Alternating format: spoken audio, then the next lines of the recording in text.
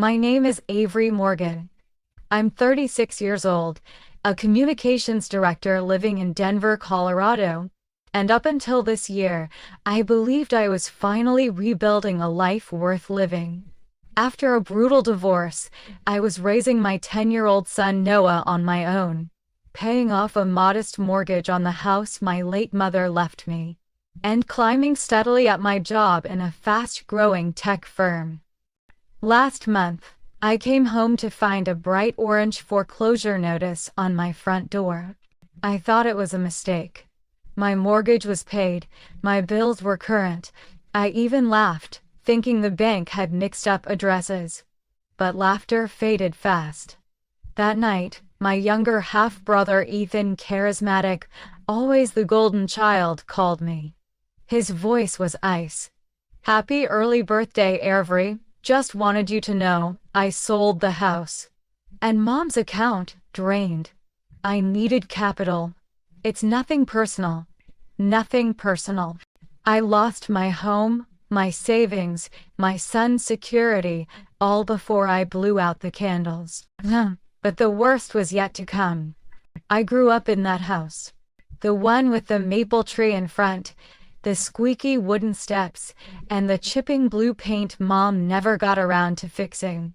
It sat on a quiet street in a Denver suburb called Lake Haven, 5 blocks from my old elementary school and right next door to the Benson family, who threw legendary 4th of July BBQ. That house was more than walls and windows. It was my childhood, my memories, my anchor. My mother, Eleanor Morgan, bought it when I was 5 years, just her, me, and a determination to build a life without my father, who disappeared sometime between my 3rd birthday and her first shift at the diner. She worked nights, studied for her nursing degree during the day, and still somehow packed me lunch with little notes like, "You've got this," scribbled on napkins. When I was 15, she remarried Ron Peterson, a soft-spoken man who managed a local hardware store. He brought with him a son, Ethan, who was 5 years younger than me, with sandy hair and a permanent mischievous grin. At first, I hated the idea of a blended family. But Ethan was charming, and Ron treated me like I was his own. We slowly found a rhythm. Movie night, string pancakes, family camping trips to the Rockies. I started calling Ron Dad without realizing it. By the time I graduated high school, life felt stable. I went to the University of Colorado, majoring in communications, stayed local so I could help Mom with Ethan. By then, he was a rambunctious 10-year-old who idolized me, always begging me to help with homework or let him hang out with my friends. He was annoying, but in the way little brothers often are, endearing despite themselves. When I landed my first job out of college, a junior associate at a PR agency downtown, Mom beamed like I'd just won the Nobel Prize. We celebrated with cheap champagne and boxed chocolate cake.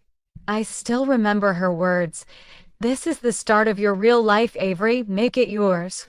And I did. Within a few years, I got promoted, met and married Andrew, the charming, sharp-eyed web developer with a love for jazz and French toast. We bought a condo in the city, and soon after, Noah arrived, my perfect little boy. Life seemed to be unfolding exactly the way it should. But then came the unraveling. Andrew's long work hours turned into late nights out. His excuses got thinner. When I discovered the affair, her name was Callie, a UX designer from Boulder. He didn't even try to deny it, just packed a bag and walked out of the condo we once called home. Noah was only 6. Heartbroken and humiliated, I moved back in with Mom. Ethan had gone off to college in Oregon by then, and the house was quieter, older, but still filled with warmth. Mom was working as a school nurse part-time and welcomed me back without question. "You always have a place here," she said. For the next 3 years, I rebuilt.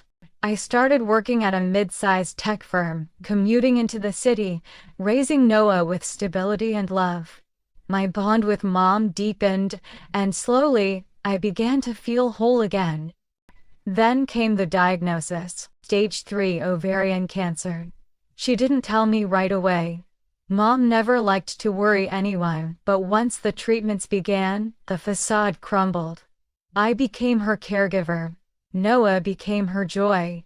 Ethan, fresh out of college and trying to launch a podcast, came home occasionally but never for long.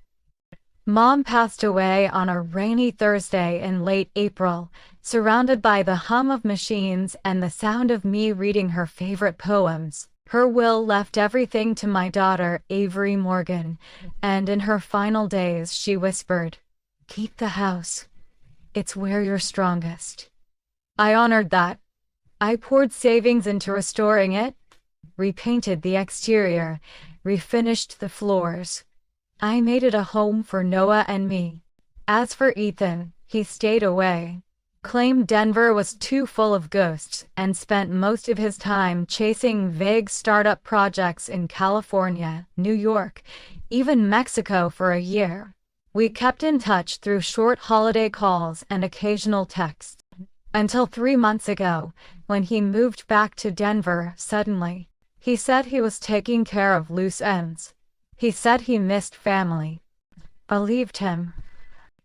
I let him crash in the guest room just for a few weeks while he figured things out. He made Noah laugh. He fixed the broken porch light. He even cooked dinner once, burned spaghetti, but it was the effort that counted. Then last week, I left work early to surprise Noah and found Ethan in the study, my study, going through paperwork. He fumbled some excuse about looking for his tax forms. I wanted to believe the best in him. I always did. That was my mistake. Looking back, there were moments subtle and fleeting that should have raised red flags. Like how Ethan avoided talking about Mom's will, even though we'd both been there at the hospital when she said I'd be the one to keep the house. Or how he always downplayed my role in her final months. "You were just there," he once said. She made her own peace. At the time, I let it slide. Maybe he was grieving differently. Maybe it was guilt. But now, I see those comments for what they were, small rehearsals for the bigger betrayal. There was also the moment 2 weeks ago, when I caught him in the garage, holding a box labeled Mom Doc Legal Docs. He said he was just organizing things. I didn't press. I didn't want conflict. That house held too much history, too much love. I didn't think anyone tied to it could hurt me. But family doesn't always mean loyalty. Sometimes it's just a word we cling to because we're scared to face the truth. And the truth was about to hit me harder than I ever imagined. The first real crack showed up on a Sunday morning. I was flipping pancakes in the kitchen, Noah still in pajamas, dancing to a Spotify playlist of early 2000s pop hits. Ethan strolled in, sipping coffee like he owned the place, and said casually, "Hey, by the way, I moved a few boxes out of the attic. That corner with Mom's old files? Yeah, needed space." I paused, spatula in midair. "Moved where?" I asked. He shrugged. "Garage. Some of it looked like junk. Tax returns from 2003? Come on." The pit in my stomach tightened. "Next time, ask." He laughed, brushing it off. "You're so tense lately, Avery. You know I'm just trying to help." I let it go. But something felt off. Not just about the boxes, but about his tone, his smugness. Like he knew more than he was letting on. Over the next week, it got weirder. Mail started going missing. Bills, bank statements. At first I chalked it up to postal issues, maybe a neighbor's mix-up. Then I caught him checking the mailbox one afternoon, flipping through envelopes before I got home. He claimed he was waiting on a package, but it didn't sit right. He also started disappearing for long stretches. No explanation, no details. I'd ask where he was going and he'd just wave a hand. Out. Don't worry. And then the most disturbing thing, my mother's file cabinet. One evening I noticed the top drawer had been picked through. Papers were out of order. Some folders looked thinned. I'd been through those files 100 times while handling her estate. They were always perfectly organized. I confronted him. Have you been going through Mom's stuff? His eyes narrowed just a bit, barely enough to catch, but I saw it. What? No. Maybe Noah was snooping? Noah doesn't even go in the office. He shrugged. Must have been the cleaning lady. We didn't have one. But I didn't press. Not yet. Because part of me was still clinging to the idea that he was my brother. That blood meant something, that maybe he was lost, but not malicious. That illusion shattered 3 nights later.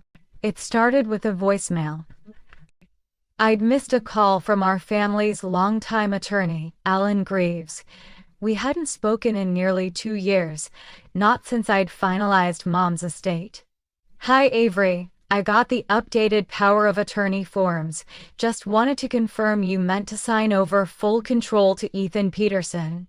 It's a bit unusual, considering the terms of your mother's will, so I just want to double-check before filing. My blood froze. I never signed anything like that. I immediately called Alan back, voice shaking. Alan, I didn't sign anything. What are you talking about? He paused. The document came through yesterday. Digital signature. Looked legit, same signature as the deed transfer last year. My breath caught. I had signed the deed transfer when I officially moved the house into my name per Mom's will. But I never gave Ethan any authority. Alan, I whispered, that signature's been faked. What followed was a blur of calls. First to the bank where I discovered the joint savings account Mom had left me had been accessed. Then to the county clerk's office, where I was informed the house title had been quietly filed for reassignment. Pending final documentation, I confronted Ethan that night. He was sitting on the porch, scrolling his phone, as if nothing in the world was wrong. I tossed the printout of the power of attorney at his feet. What the hell is this? He didn't even flinch. Relax. It's just paperwork. Paperwork. You forged my name. You tried to take the house. He finally looked up. I didn't try. I did. And for good reason. You were wasting Mom's legacy, stuck in this suburban limbo. I'm making something bigger. I stared at him, breathless. Bigger? He stood, calm, confident, of startup. Real estate platform. I needed collateral. Capital. Investors don't wait, Avery. The house was just sitting there. You wouldn't even notice. I live here. His eyes flickered with annoyance. Yeah, well, not for long. I wanted to scream. I wanted to throw something, but instead, I turned around, walked inside, and locked the door behind me. Then I called the police. But of course, financial fraud isn't that simple. It's slow, bureaucratic. By the time I filed the initial report, Ethan was already gone. Packed a bag, vanished before sunrise. Left behind a note on the fridge, "It's just business, Avery. You'll understand eventually." The worst part, Noah asked where his uncle went. I didn't know what to tell him. Just that sometimes, the people you trust most, your own blood, see you not as family, but as leverage. And Ethan had just made his first move. But then one phone call changed everything. The phone call came from a blocked number. It was the following Friday, just after 4 p.m. I had picked Noah up from school early because he wasn't feeling well, and we were curled up on the couch watching cartoons. My phone vibrated on the armrest. I nearly ignored it, but something told me to answer. Hello. Silence. Then a voice I hadn't heard in years. Avery, it's Jordan Mays, from Fifth and Bluff Law. My stomach dropped. Jordan had been my mother's estate lawyer before she passed, sharp, meticulous, and not someone who called unless it was serious. "I'm sorry to bother you," he continued, "but I just received an inquiry about a transfer of assets from Eleanor Morgan's estate, specifically a reassignment of property rights involving in Peterson. I thought I'd better check with you directly." My mouth went dry. What exactly did the inquiry say? He cleared his throat. "It looks like a private investor group in Los Angeles is attempting to secure the deed as collateral. They submitted documents indicating Ethan has full authority via power of attorney signed by you." My hand began to shake. "He's trying to use the house for a loan?" "Not a loan," Jordan corrected. "He's selling it outright. Cash sale. Closing set for next week." I couldn't breathe. I felt like the floor had dropped out from beneath me. He wasn't just trying to steal it. He was trying to erase me completely. Noah looked up, concerned. "Mom? What's wrong?" I covered the receiver. "It's okay, honey, just a work call." I stood, walking into the kitchen to keep him from hearing the panic in my voice. "Jordan," I whispered, "I never gave him permission for anything. Those documents are forged." "I figured," he said quietly. "But it's moving fast. You need to act immediately." That night, I barely slept. I emailed every bank, title office, and legal contact I had. I pulled out every file from my mother's estate. I called Alan Greaves again. Then I did something I hadn't done in years. I called my ex-husband, Andrew. He picked up on the third ring. "Avery, sorry to call," I said. "I know it's late. I need help." To my surprise, he didn't hang up. Maybe guilt was still alive in him.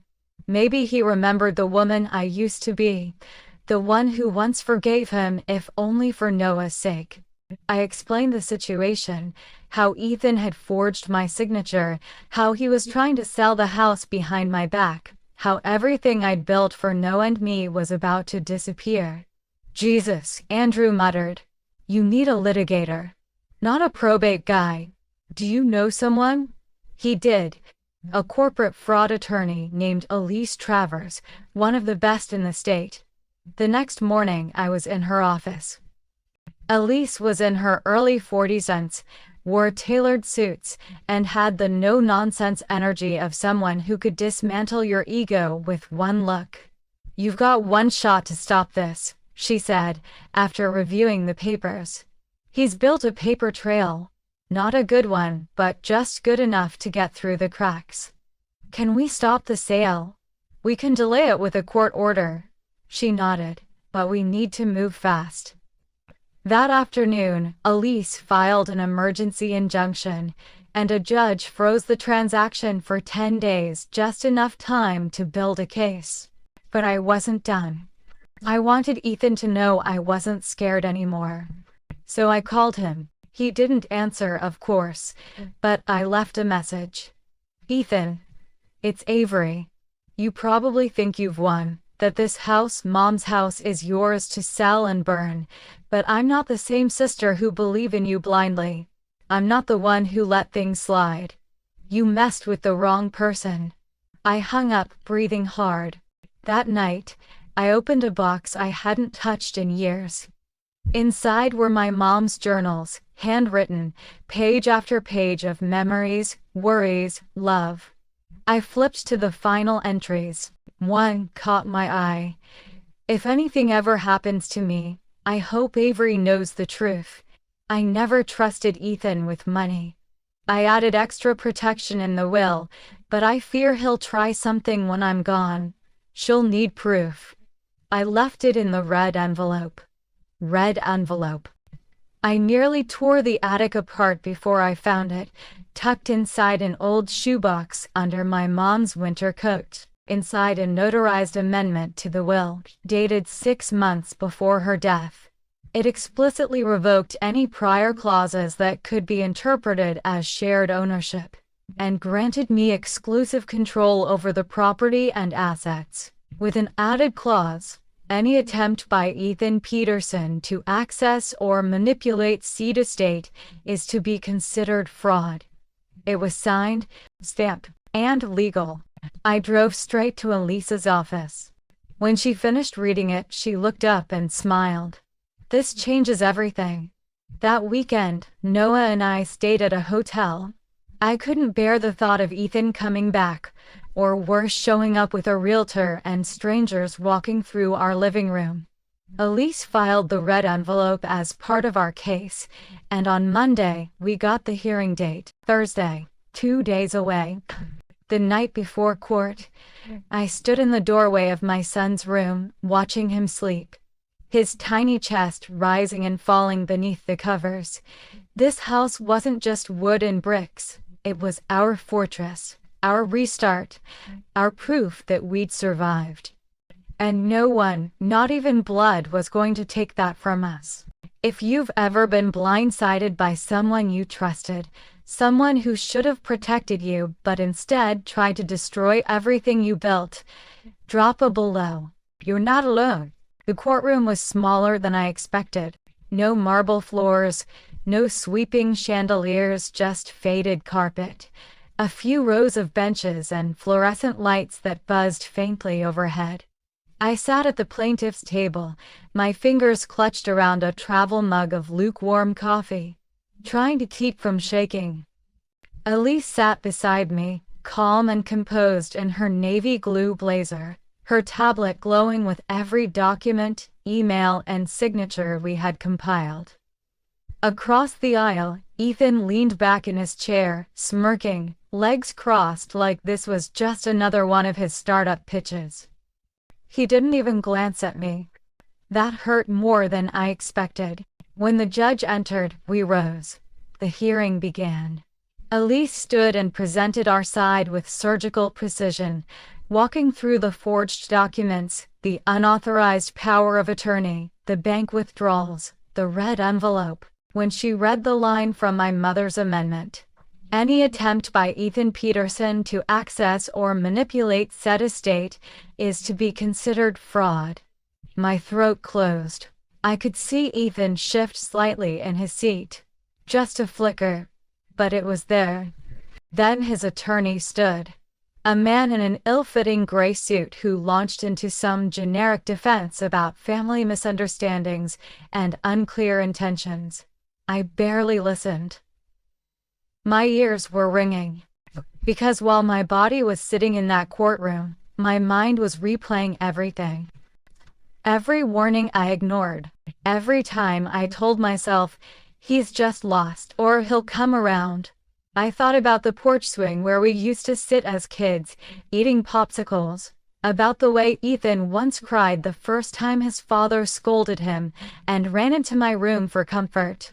About the little kid who used to call me Avy when he couldn't pronounce my name.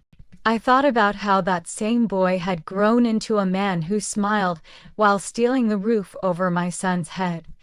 When the hearing adjourned, the judge didn't make a ruling. He said he needed a few days to review the evidence. I nodded, understanding, even though my chest ached. Outside the courtroom, I barely made it to the sidewalk before the tears came. Not loud sobs, just quiet, collapsing ones, the kind that steal your breath and curl your spine. Elise gently touched my shoulder. "You did everything right," she said. "Now it's in the court's hands." But I didn't feel victorious. I felt hollow. Like all the energy I'd built up over the past 2 weeks had suddenly vanished. Like I had nothing left to fight with. I drove Noah to school the next morning like nothing was wrong. I smiled when he showed me his spelling test. I nodded when he asked if we could go for ice cream later. I dropped him off, waved, and watched him disappear through the school doors. Then I pulled into a grocery store parking lot and sat there for almost an hour. I didn't go inside. I don't cry again. I just sat motionless, staring at the steering wheel, wondering how I got here.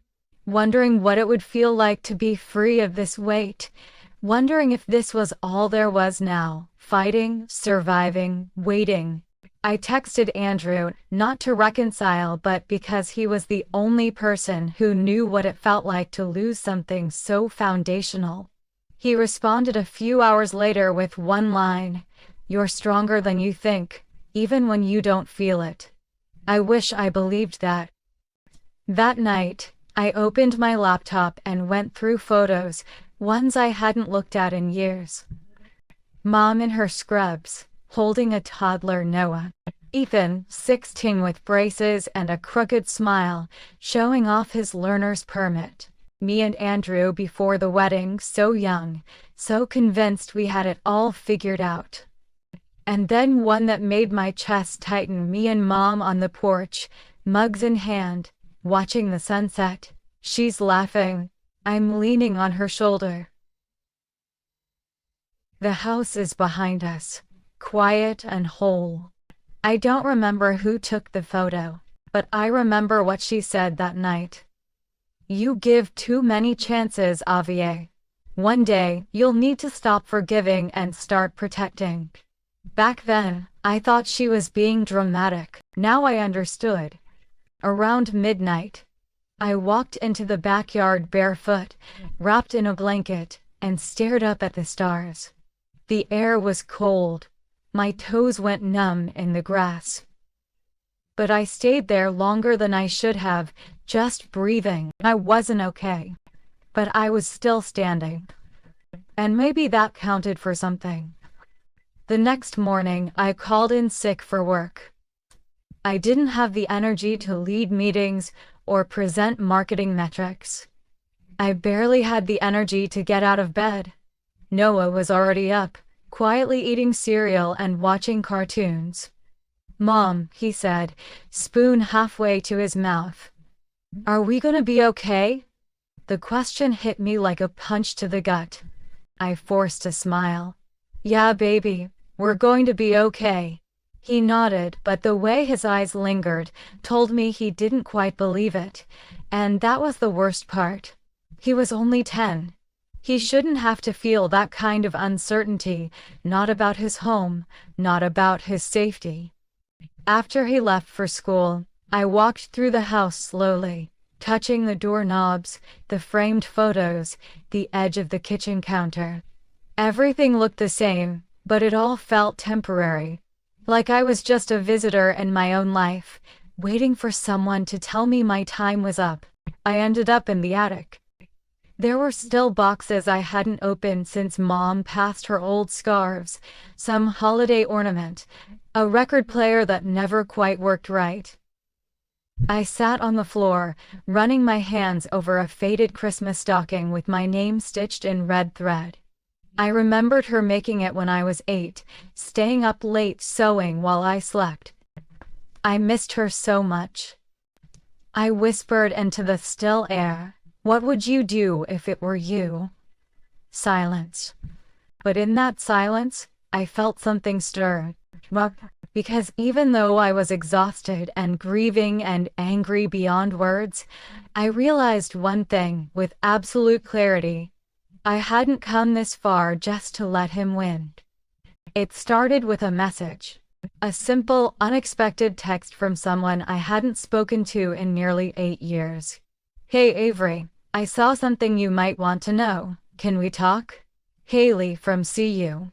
Haley, my old roommate from college. We lost touch after graduation. Life had pulled us in opposite directions.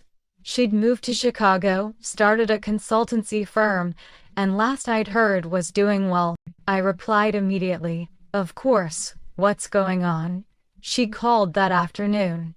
"I know this is random," she began, "but I had a client meeting with a group of investors here in Chicago. Young guys, loud, startup typed. They mentioned a new app called Estate Bridge. Guess who's listed as their head of partnerships?" My breath caught. "Ethan." "Yeah, Ethan Peterson. He even had a slide with your house on it, called it a model acquisition, said it was locked in through family settlement." Something about scaling fast through inherited assets. I felt the blood drain from my face. "He's using my house as a trophy piece?" I whispered. "Exactly." I figured something was off. I Googled him, saw the articles about your mom's passing, and something just didn't sit right. Then I found your LinkedIn. I had to reach out. I was shaking, but for the first time in weeks, it wasn't out of fear. It was adrenaline fuel. "Can you get me that investor pitch deck?" I asked. Haley didn't hesitate. "Give me an hour." By dinner, I had a full PDF in my inbox, Ethan's entire business plan, including misrepresented ownership rights, fake valuation projections, and a grossly inflated portfolio list featuring secured family properties. I forwarded it all to Elise. Her response came within minutes. "This is gold. Misrepresentation to investors is a whole new level of fraud. We're not just playing defense anymore, Avery. We're going on offense." That night, I sat down with Noah after dinner. He was coloring at the kitchen table, a rainbow dinosaur slowly taking shape. "Hey buddy," I said softly. "Can we talk for a second?" He looked up, pencil in hand. "Remember when you asked me if we were going to be okay?" He nodded. "Well, I wasn't sure then, but now I am." His eyes lit up. "Really? Really? Your uncle tried to take something that didn't belong to him, but we're going to fight back, and we're going to win." He grinned. "Like superheroes?" I laughed, the first real laugh in weeks. "Yeah, something like that." The next morning, Elise filed a fraud complaint with the SEC, citing misrepresentation to private investors. We also submitted the deck to the court as supplemental evidence for the injunction. If Ethan had tried to dance through loopholes before, this blew them wide open. We weren't just dealing with a bitter brother anymore. We were looking at someone who had weaponized family and grief to chase profit. And now he was exposed. A week later, Haley flew to Denver to testify on our behalf. She brought printed emails from the investor group, along with statements confirming Ethan had claimed full ownership of the Lake Haven property as collateral. Seeing her walk into Elise's office felt surreal. "You're stronger than I remember," she said, hugging me tightly. "I had no choice," I replied. She smirked. "Sometimes, that's when the best versions of us show up." That night, I stood outside in the backyard again, same blanket over my shoulders, same stars above. But this time, I felt different. Grounded. This house had seen so many versions of me. The girl, the daughter, the mother, the heartbroken divorcee. Now, it was watching me become the fighter. And I wasn't done yet. I opened my laptop and started writing emails, letters, even a short blog post called "When Family Fails You, a Love Letter to Starting Over." I didn't post it. Not yet. But just writing it felt like reclaiming a piece of myself I'd lost. The fear was still there, but now it stood beside something stronger. Determination. Because maybe this whole mess wasn't just about a house. Maybe it was about finally learning how to choose myself. How to build something that couldn't be stolen. Not by Ethan. Not even by doubt. And as I stared up at the stars, I whispered into the wind, "I'm still here, Mom. And I'm not giving up." The day of the second court hearing, something was different. I wasn't nervous. Not like before. I wore a deep green blazer, Mom's favorite color, and pulled my hair back in a tight, steady bun. I walked into the courthouse like I belonged there. Because I did. This was my home on the line, my mother's legacy, my son's safety. And I wasn't walking in alone this time. Haley walked beside me, confident and composed, heels clicking with purpose. Elise met us at the door, holding a thick binder filled with every shred of evidence we had compiled: emails, contracts, bank records, and, most damning of all, Ethan's investor pitch deck. It was the first time in our investor pitch deck Ethan was already inside, still smug, still acting like the world revolved around him. But there was something different in his posture, an edge of discomfort, a flicker of doubt behind his polished charm. The judge entered, and we began. This wasn't like the last hearing. This time, Elise went on the offensive. She began by presenting the red envelope again, reiterating my mother's clear intent to give me sole control of the estate. Then, with precision and composure, she introduced the new evidence, the investor materials, the falsified ownership claims, and Haley's testimony. Haley took the stand, calm and razor-sharp. I was in the room when Ethan Peterson told investors that he had full legal authority over a property he did not own. He referred to it as a key asset and fully secured. He claimed his sister had willingly transferred all rights to him.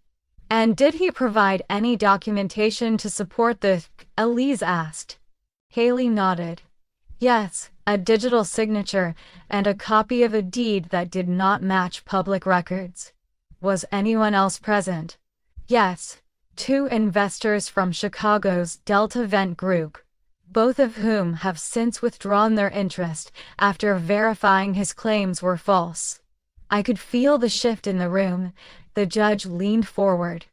Ethan's attorney suddenly looked like he regretted accepting this case. Then Elise dropped the final blow. A sworn statement from Alan Greaves, the original estate attorney, confirming that all original documents clearly listed me as the sole heir, and that any signatures submitted later had been altered from the originals in his files. Ethan's defense crumbled. His lawyer scrambled to delay, claiming it was all a misunderstanding, that Ethan had misinterpreted the documents, that it was an administrative error. But the damage was done. When the judge finally spoke, his tone was low and deliberate. Mr. Peterson, your actions constitute not only civil fraud, but pending further review, may warrant criminal investigation for falsification of legal documents, misrepresentation to investors, and attempted theft of property under false pretenses. My heart pounded, but it wasn't fear anymore. It was justice. I glanced at Ethan. For the first time, he didn't look cocky. He looked afraid. The judge granted a permanent injunction, barring Ethan from all claims to the property, and freezing any future transactions under his name related to my mother's estate. The court referred his actions to the district attorney's office for criminal review. I won. I really won. But it didn't feel like triumph. It felt like peace. After the ruling, Ethan tried to approach me outside the courtroom. Avery, wait, please. I turned slowly. You stole from me, Ethan. You used our mother's death as a stepping stone. His voice cracked. I just wanted a chance. You had everything. The job, the kid, the house. I needed something. You needed help. And I would have given it if you'd just asked, but instead, you tried to take the one thing that mattered most. I didn't think you'd fight back, he muttered. That was your biggest mistake. I walked away. I didn't look back. The next few days moved like a storm, slowing to drizzle. After the verdict, the calls started first from the DA's office requesting additional statements, then from an investigator with the Financial Crimes Unit. Elise handled most of it, but each new development was a painful reminder that Ethan had chosen this path. He hadn't just tried to hurt me. He'd built an entire persona, an entire business model around the theft of something sacred. And now it was unraveling. The most shocking moment came 2 days later, when a former investor, Greg Miller from New York, emailed me directly. His message was brief. Ms. Morgan, I was misled by your brother. If you are pursuing civil damages, I would be willing to testify. I'm also considering independent legal action for misrepresentation. Please advise. Elle read it twice, then called Elise. You should consider this, she said, not for revenge, for accountability. He put your entire livelihood at risk. People like that don't change unless they're made to. For the first time, I seriously considered filing a civil suit, not just to recover court costs, but to send a message that grief cannot be weaponized. That family betrayal has consequences. Meanwhile, the house felt warmer, safer. Noah slept more soundly. I slept more soundly. There were no late-night footsteps, no mysterious paperwork, no paranoia that something was being taken behind my back. I repainted Noah's room. We planted herbs on the windowsill.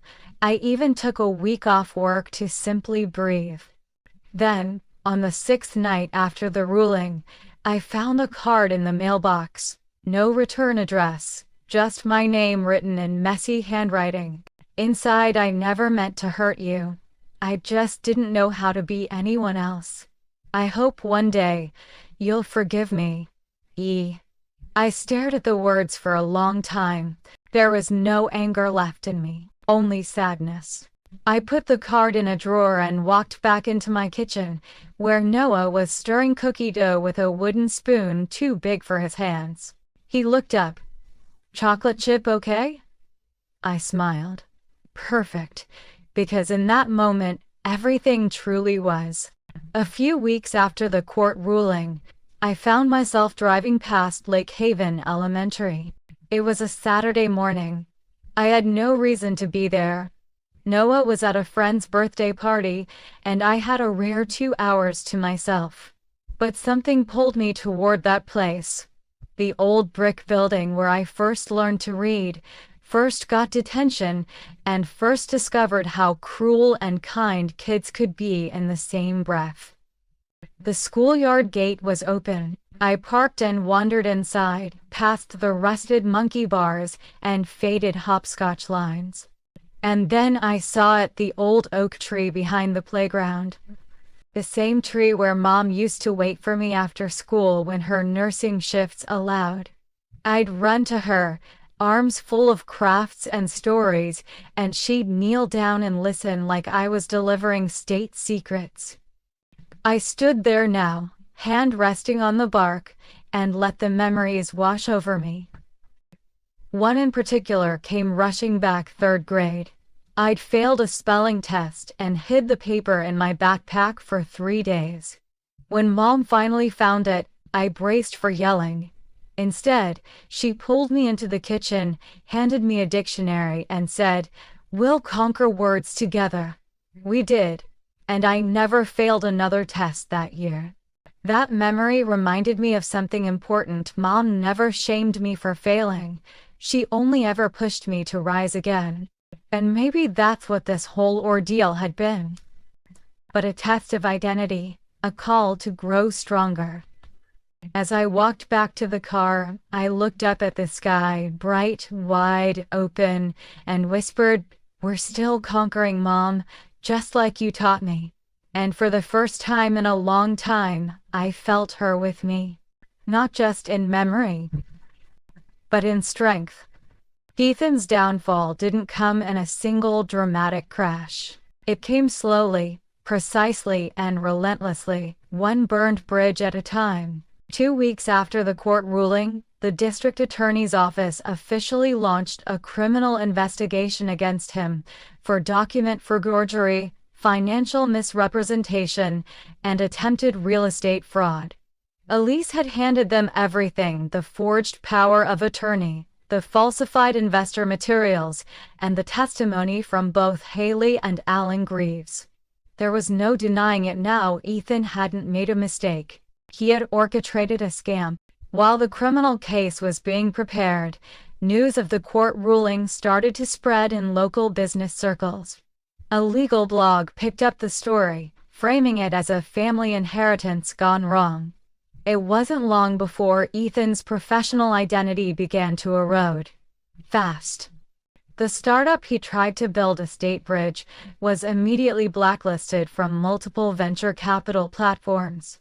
Investors who had initially shown interest began pulling out, and the name Ethan Peterson became a cautionary tale. Then came the civil suits. Greg Miller, the investor from New York, filed one. So did another couple from Austin, who had invested nearly $200,000, 0 cents, into what Ethan had claimed was a family-backed real estate portfolio. Once those suits became public, other smaller investors began emerging, most of them furious and embarrassed they'd fallen for his pitch. Within 3 weeks, Ethan was drowning in legal filings. His business accounts were frozen. His name became unsearchable without the word fraud attached to it. And perhaps most painful for him, his reputation, the one he had spent years crafting in podcast interviews and slick branding videos, was shattered. I received one last message from someone connected to him, a former roommate in Los Angeles. He left, out me rent, said he was heading to Phoenix to lay low and rebrand. Honestly, I think he's spiraling. If you're still chasing him, he's basically gone off the grid. But I wasn't chasing anymore. I didn't need to. Because Ethan wasn't just blocked by legal orders. He was blocked by the truth. His whole scheme had relied on people believing he was trustworthy, competent, stable. But now, even if he changed his name or tried to build again, the internet would follow. The court records would follow. The angry investors would follow.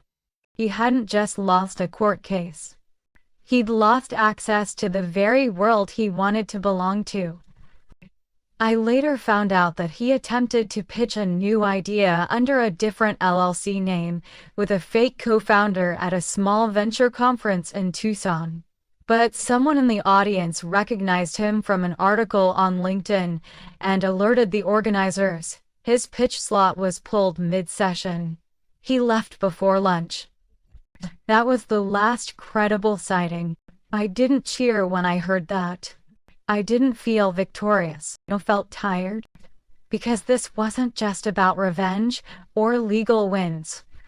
It was about someone I once considered family choosing to become a stranger. Ethan could have asked for help. He could have admitted his failures. He could have turned to me, his sister, and said, "I messed up. Can you help me start over?" And I would have. God, I would have. But instead, he chose deception. He chose theft. He chose to tear down the very person who had once protected him like blood. And in the end, that wasn't just his mistake. It was his downfall. He didn't fall because I pushed him. He fell because he built everything on a lie. And when the truth came, it swept it all away. It's strange how life starts to feel normal again after chaos. One morning, I stood in the kitchen sunlight pouring through the window, Noah munching cereal at the table, and realized I hadn't thought about Ethan in days. Not because I forced him out of my mind, but because I no longer needed to carry the weight of what he'd done. The house felt lighter, not just because it was legally mine again, but because I had reclaimed it. Every picture I rehung, every drawer I reorganized, every coat of paint I brushed over old scuff marks. It was like I was rewriting history. Not erasing it, but healing it.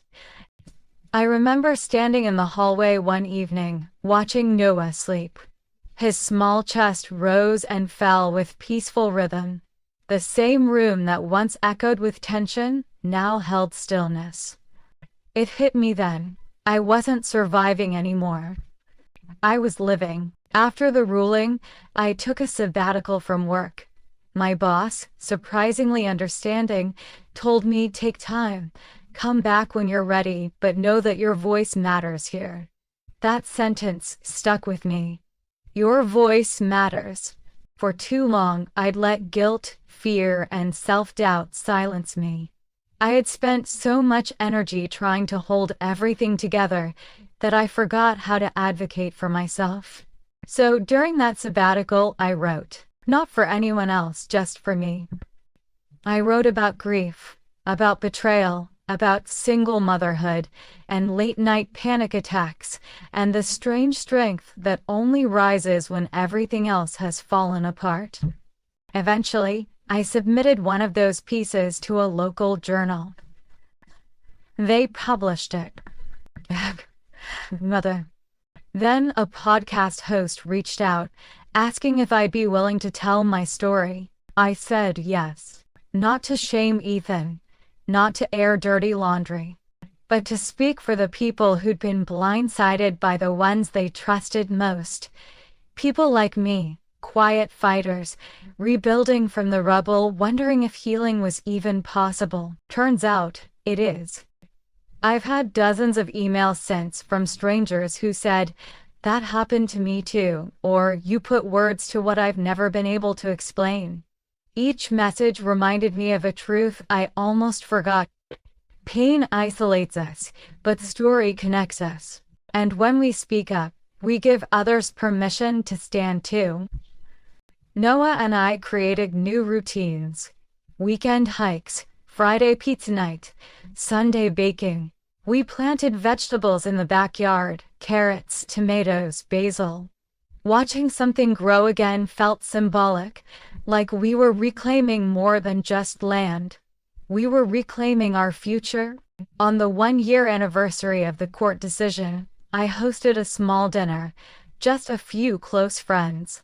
Haley flew in, Elise joined, and even Andrew stopped by to drop off a card for Noah.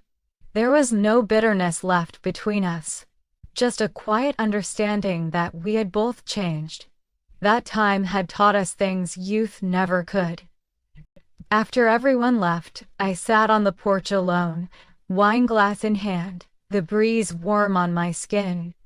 I thought of Mom, of her strength, her stubbornness, the way she always said, "Life doesn't hand you peace, you build it." I finally understood what she meant, because this peace, right here, this stillness in my chest, wasn't something that came easy. I earned it. Brick by emotional brick, lesson by painful lesson. I used to think the worst thing Ethan did was try to steal the house. But now I realize the real damage was how he made me question myself, my judgment, my instincts, my worth. And reclaiming that was the real victory. To anyone reading this who's been betrayed by blood, abandoned by love, or broken by loss, I want you to hear this. You are not foolish for trusting.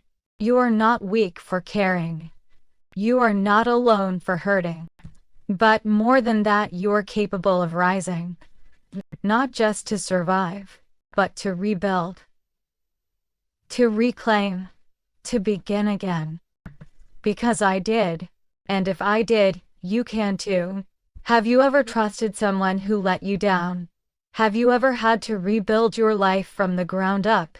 Share your story in the comments. I would love to hear it. And if this message resonates with you or with someone you care about, please share this video. Sometimes hearing the right story at the right time can change everything.